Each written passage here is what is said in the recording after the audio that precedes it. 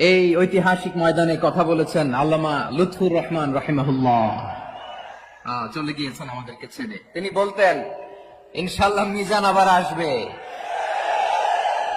হুজুর, আমি তো আসলাম, আপনি তো আমাদেরকে ছেড়ে চলে গেলেন। সোজা কথা, সংক্ষিপ্ত কথা, চূড়ান্ত কথা, শেষ কথা, মিজান আবার আসবে, বিজয়ীর বেশে আসবে। এই দেশের তাওহীদি জনতা এমন ইতিহাস সৃষ্টি করে তাকে আলিঙ্গন করবে ইনশাআল্লাহ। সেই সমাবেশই দূরে নয়। আল্লাহু আকবার, আল্লাহু আকবার, আল্লাহু আকবার।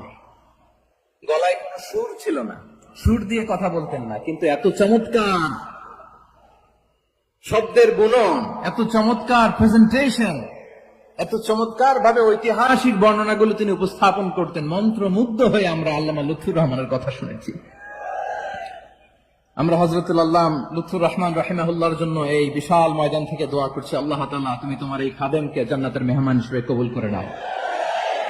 আরো অনেক আল্লামারা এখানে কথা বলেছেন, বিশেষ করে বাইতুল শরফের মরহুম পীর সাহেব হুজুর থেকে শুরু করে আরো যারা যারা তারকাতুল্য ওলামায়ে কেরাম এই চট্টগ্রামের ময়দানে কথা বলেছেন, আলো ছড়িয়েছেন।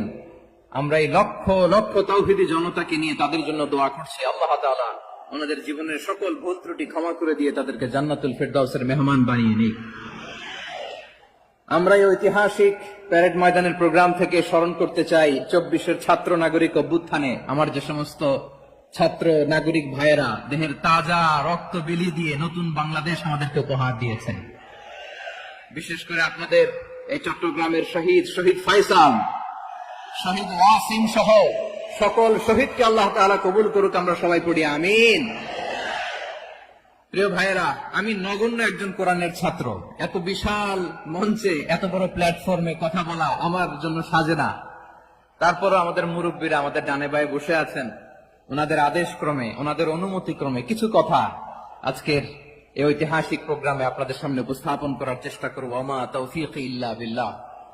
প্রিয় ভাইয়েরা, 5 দিন ব্যাপী এই তাফসীরুল কোরআনের প্রোগ্রামে অনেক ওলামা হযরত কথা বলেছেন, যারা কোরআন সুন্নাহ থেকে আমাদেরকে কোরআনের কথাগুলো শোনালেন।